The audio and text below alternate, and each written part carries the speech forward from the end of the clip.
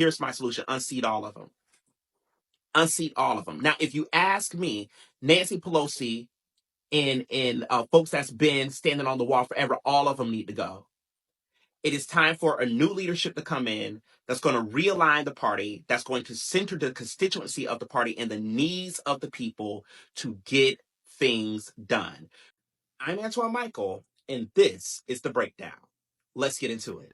When Chuck Schumer, along with 9 of his Democratic colleagues in the Senate, agreed to the continuing resolution bill, which Republicans put forth, billions of dollars in aid needed in communities across the nation were cut. Whether it's the left wing, the right wing, or the moderate tail center, it all floats the same bird.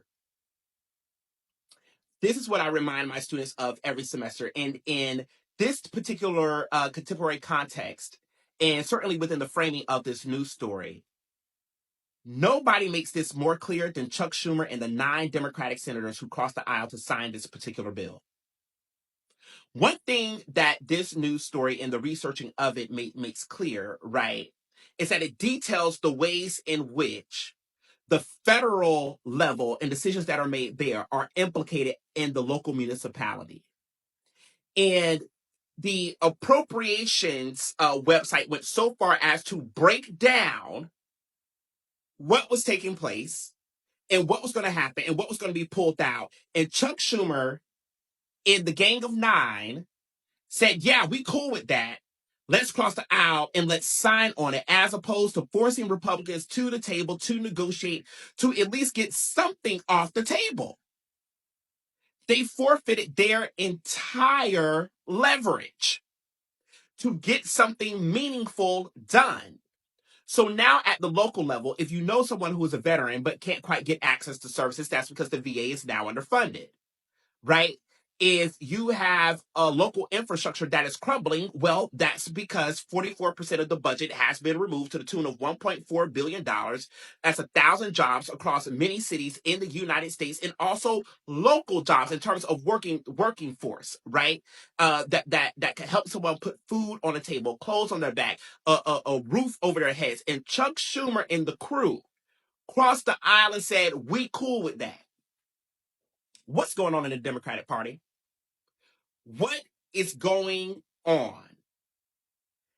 What this suggests to me is that there is some type of breakdown, no pun intended, that there is some type of breakdown that is happening, that is taking place in the party, that is not necessarily a good thing as we look ahead to midterms in the next election, 2028, because Lord help us, we got to get there. But if we don't straighten out what's going on now, we're going to have an issue. And this breakdown that's happening in the Democratic Party is not necessarily something that's new. In her book Hacks by Donna Brazile, yes, I know we can critique the system, but nonetheless, I'm saying in her books Hacks by Donna Brazile, she talks about the breakdown in the party that was taking place between Barack Obama, Hillary, and Debbie, who was serving as the DNC chair at that particular point in time, and their wrestle over power on the party, right? And even how at one point in time that Barack Obama left the Democratic Party in debt. It's in her book. And as a matter of fact, let me cite my sources all the way together. She says that he left the party in debt on page 42. Right, of this particular text. And one of the reasons, that she's having this conversation around Hillary, Debbie, and Barack is because everyone is struggling for power and no one is trying to get the work done, right? As a matter of fact, what she said of Debbie is true of a lot of people. In this text, she says, Debbie went along with all of this because she liked the power and perks of being a chair, but not the responsibilities. Hey, Chuck Schumer. And everybody else. This text was published in, let's see here. This text was published in 2017. Here we are in 2025, and we are still having the same issues in the Democratic Party. What is going on? What is going on? This suggests that there needs to be a change in leadership, because somehow the parties, whether you're on the left or the right, it's applicable to both. Somehow the parties have become subject to big ticket donors, right? Lobbyists, etc. And they're saying, okay, well, people in the United States are either going to vote Republican or Democrat, and they're just going to go along. They're going to pick, the better of the two evils, and we're going to make sure that these corporations, get what it is they are looking for, as opposed to saying we are political parties who are subject to our constituents.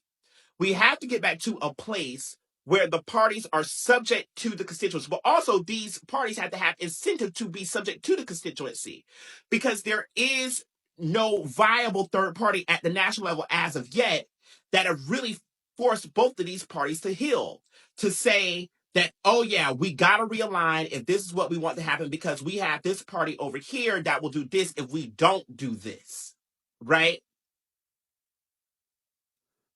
What we have to take in and understand is that Democrats have just as much as an impact on your local communities as Republicans, both for the worse and for the better. And yes, we can critique Trump's opportunity zones, and they should be critiqued, right? I did a video around that. But we also have to critique what Chuck Schumer just rolled out. Because I should say co-signed. Because anytime Trump steps out of his office to say, thank you so much. Yes, thank you. That's so brave of you to do. That lets us know that whether it's the left wing, the right wing, or the modern tail center, it all floats the same bird. And that we got some work to do before these midterms and before this next big, primary election gets here. This is crazy that these senators really thought that defunding national programs at this level was preferred as opposed to going through the negotiation process. Here's my solution: unseat all of them. Unseat all of them. Now, if you ask me, Nancy Pelosi and folks that's been standing on the wall forever, all of them need to go. It is time for a new leadership to come in that's going to realign the party, that's going to center the constituency of the party and the needs of the people to get things done. Researching this story was very, very interesting, because I don't care how many excuses Chuck Schumer provides. It's not enough. It's not enough. And even looking into the bill itself, right? And even if you're on the other side of the aisle, listen up. Even Republicans, right? It primarily, it's conservative folks who are saying like back the blue and different things of that sort, right? When you look at this news story, that bill reduced grants to law enforcement. It's typically the conservative side that's like, we support veterans. We are the party of veterans. And they cut veteran spending. That says there's something about priorities that's going on the Republican side of the fence as well. We got to come together and we got to figure out how to right the ship, because this ain't it.